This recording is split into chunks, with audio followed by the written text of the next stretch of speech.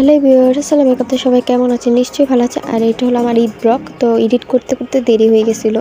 এই যে দেখেন সকালে উঠে সেমাই খেয়ে নিলাম। এই যে হাতের মেহেদিটা সকালে উঠে অনেক বেশি সুন্দর লাগতেছিল, কালারটা অনেক জোস হয়েছে। তারপরে এই হলো আমার ঈদের ড্রেস।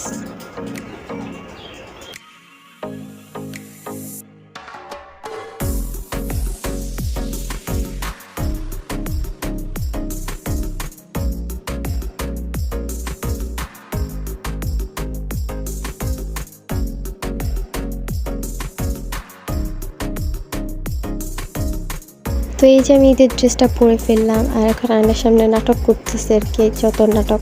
এখন আমি বাইরে চলে এসেছি, বাইরে হাঁটছিলাম।